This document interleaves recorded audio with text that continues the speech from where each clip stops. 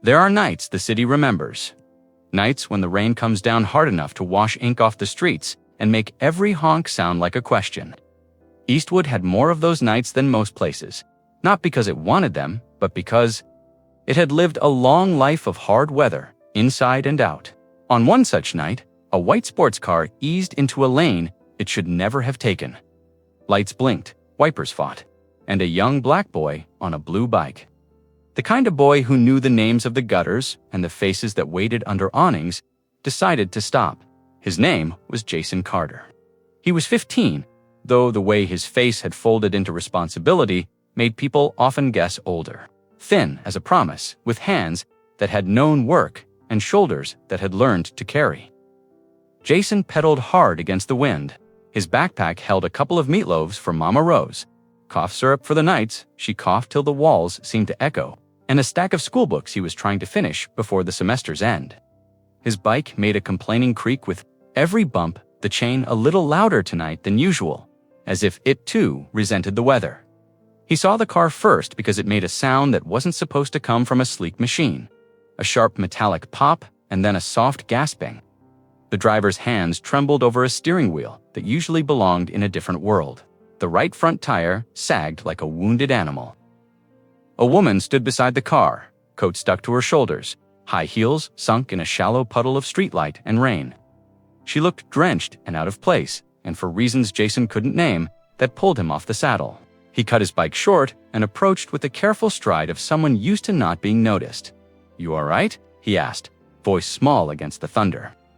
The woman looked toward him, startled like a person who had been studying a map and suddenly realized the map was wrong. Her nose was sharp with city cold, and her eyes were the kind that measured neighborhoods with a blink. She was young, maybe late 20s, and there was something in her posture that said she had learned to arrange the world to her liking. "My phone's dead," she said, teeth chattering. "I can't get a tow. I didn't mean to. I don't even know where I am. If you got a spare in your trunk, I can change it," Jason said. He kept his tone casual. He had changed. Tires before? For neighbors. For old men who liked to tell stories about the city's first subway, for cars belonging to people who'd once owned more. The truth was simple. He learned instruments of repair the way other kids learned video games. Fixing things made sense in a world that often didn't. She stared a long second, then nodded. "There are tools in the trunk." Her voice had a polish that didn't match where she stood. Jason moved. He didn't stand like a kid who waited to be told something. He moved like a person who had been told enough by life to know what to do next. He popped the trunk, hauled out a spare and jack, and began to work. Rain wove into his hair and ran down his neck, but he worked as if he'd been practicing for a lifetime. The woman watched with the kind of silence that makes things feel more important. When the new tire was on and the car stood level again, she reached for her purse.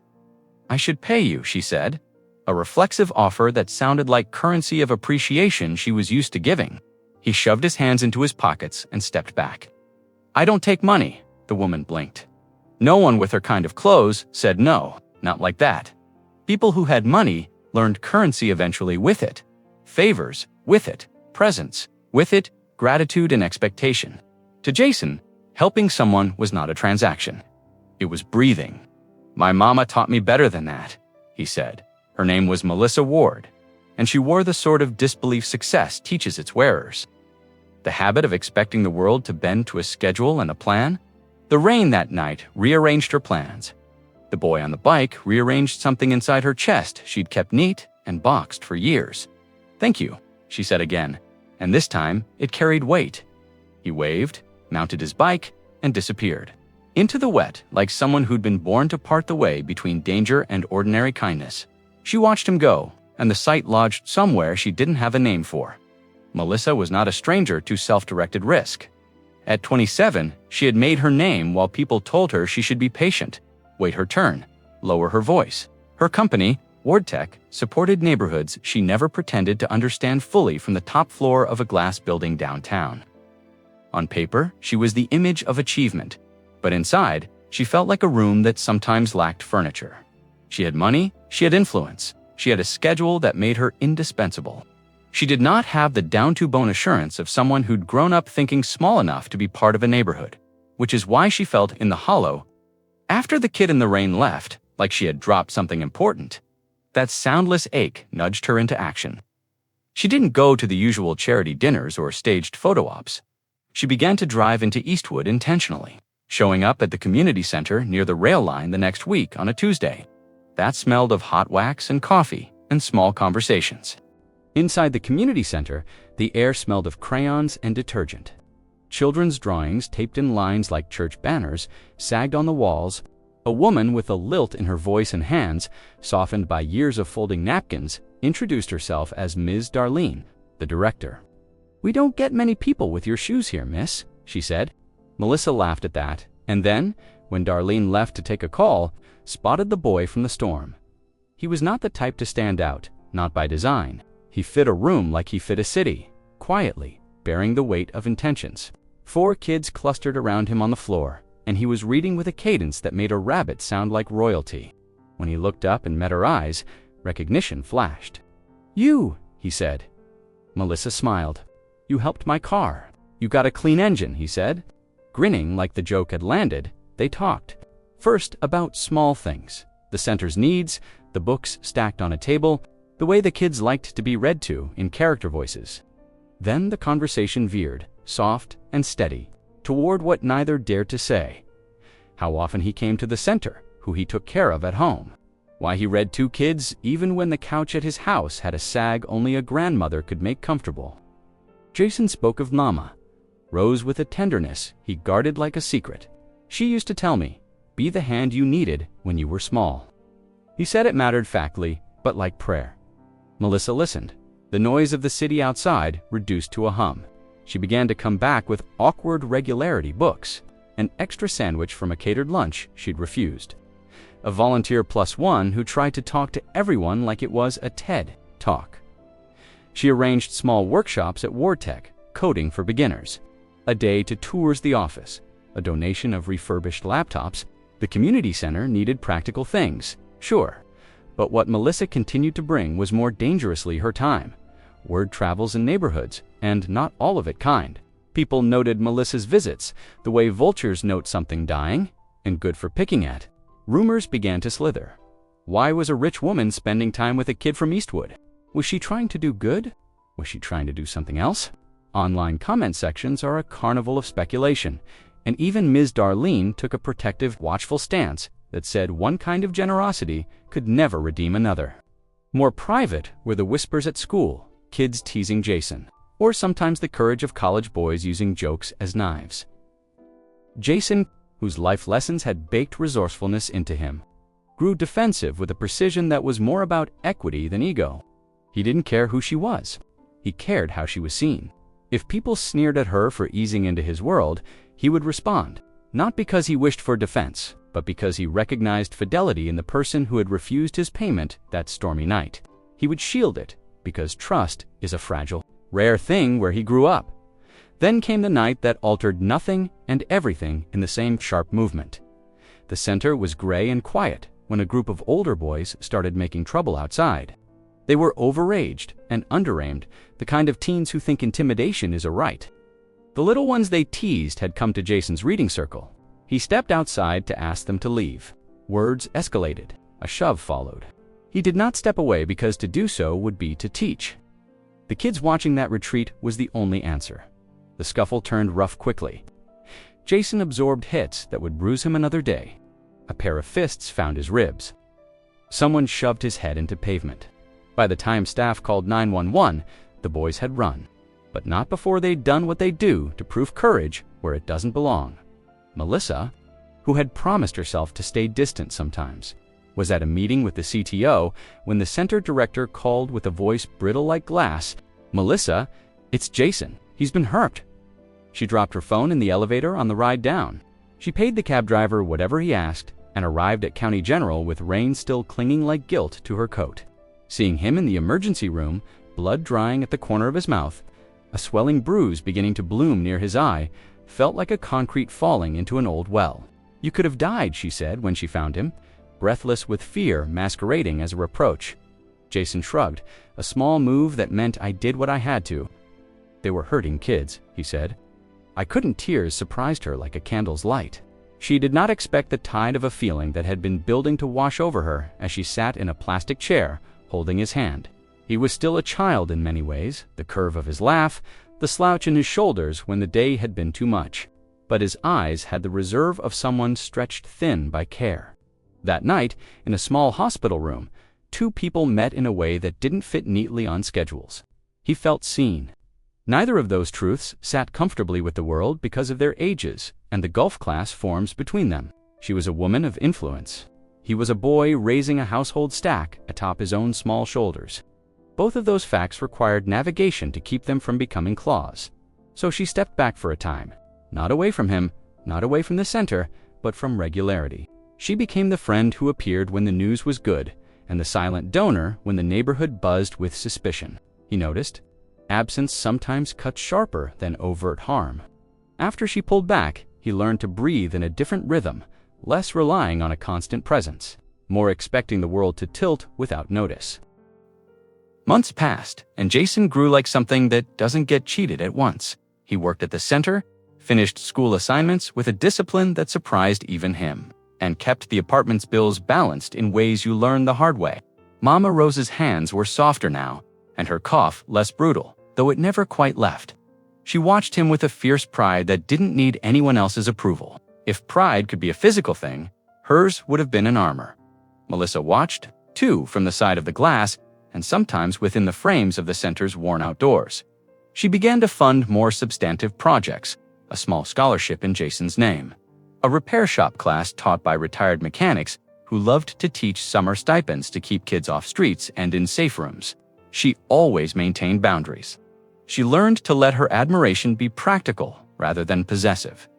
Then came another turning point.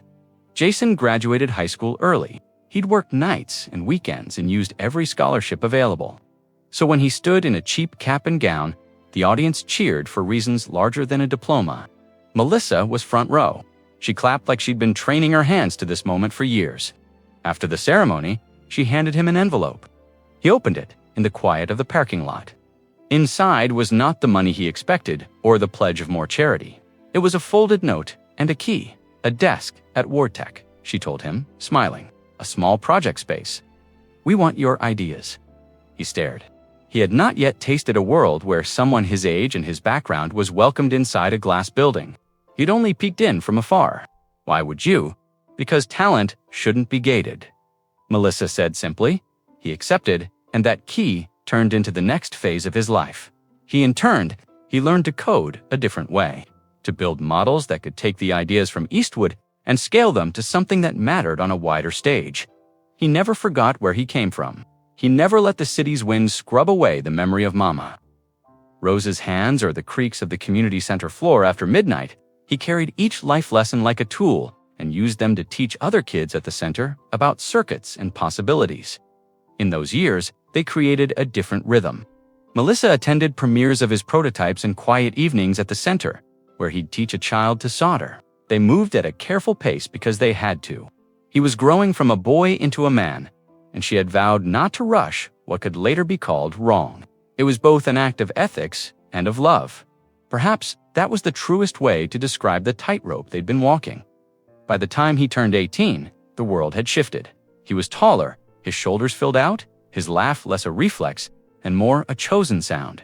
He navigated meetings with investors, confident in a way that came from experience. The experience of being seen in a place where people often looked past him. Melissa found herself at the front of a tiny auditorium as he accepted an award for community innovation. When he slid down from the dais and found her afterwards, there was a warmth in his look she had never seen before.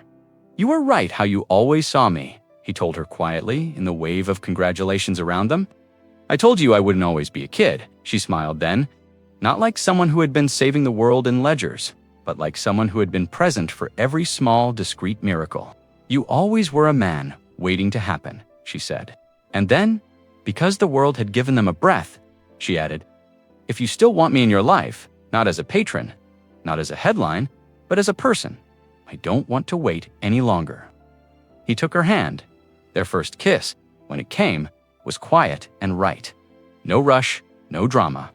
A simple meeting of two people who had learned miles of each other's histories. They didn't need fireworks. They needed honesty. They had been patient by force of circumstance and choice, and their patience had created a ground that felt solid. They became partners in the slow, meaningful way of people who are still young enough to surprise each other and old enough to carry consequences. At WarTech, they designed a fellowship program for Eastwood youth, paid apprenticeships, and a small startup fund that prioritized ideas from neighborhoods the city liked to forget. Together, they created scholarship pathways and free technical clinics where kids soldered boards and told stories about how the lights of the city guided them home. Jason set up a reading program named for Mama Rose, because names matter, and because memory can be a kind of instruction. Still, the city murmured. Some people never learn to celebrate a story without sticking a cautionary banner across its photograph. There were op-eds asking about power dynamics, threads of commentary that tried to map their union onto tropes and turn it into scandal. For every good intention, the internet supplied at least to suspicious angles, but they moved through it with a shared clarity. What they had was built in public, but it had roots that predated public opinion. It had been watered by quiet sacrifice, strange kindness, and a steady build of mutual respect. They married in a small ceremony that smelled of lemon and coffee. A modest hall filled with the community centers, kids, and the neighbors who had watched Jason grow into his name. Mama Rose could not be there in body, but she was at every table in the photographs and in the notes people left. Ms. Darlene read a passage about how help is the currency of a community. Melissa's mother, who had once worried publicly about her daughter's fast life, cried at the sight of two people who had learned to fit together in ways that made sense. The neighborhood that had once scoffed had rows of people who clapped for a love that had endured tests, both public and private. Years later, they would tell the story to groups of kids with wide eyes. You remember how you met? Someone always asked them at panels or at the center's anniversary. They would both laugh. It was a flat tire, Jason would say. Shrugging with that modesty that still belonged to the boy he'd been, Melissa would add, he refused my money. The kids would look for the moral like it was a treasure. They sometimes wanted spectacle. What they got instead, almost always, was simpler. A truth about how life bends around kindness. They told them about time and patience and the ethics of waiting. They told them that love is often not fireworks, but the mundane act of showing up when someone needs. You changing a tire in pouring rain, sitting in an emergency room, donating a desk, and then teaching a child how to write code. It wasn't a fairy tale. It didn't erase the neighborhood's hurts or the city's indifference. But it gave the people who lived in Eastwood an honest example of how generosity without strings and commitment that honored both people's dignity could be a form of repair. On quiet evenings, when the storm gutters sang and the neighborhood leaned into the night, Jason would walk Melissa past the old spot where the car had died. They'd pull up by the curb and stand for a moment, lantern light from the community center painting their faces gold. He would tell her about Mama Rose's favorite biscuit recipe. She'd tell him about the first pitch that broke open her career. They would sit on the stoop or at a small outdoor table and talk about the kids who needed a stable place and how the fellowship they started had helped a dozen of them at a time. One night, years after that first rain, a young woman came into the center to volunteer and asked to hear the story. So Jason told her plainly, with the voice of someone whose life had been transformed by a mundane miracle, I fixed her tire, he said, and let the weight of the small action rest where it belonged. But she fixed me too, with trust, with opportunity, and with the kind of attention the city sometimes forgets to give people like me. Melissa sat beside him and reached for his hand. When the volunteer asked how people shouldn't talk about their relationship, about how to dodge the poison of gossip, Jason answered, steady and sure. Let them talk, he said. Let them make their stories. We'll keep making ours. And they did, with a life built on the slow, honest scaffolding of a love that began with a flat tire and a boy who had been taught by a woman long gone how to be the hand someone needed when they were small. If this story touched your heart, don't forget to subscribe to The Black Voice, and remember to like and share the video. Your support keeps these powerful stories alive.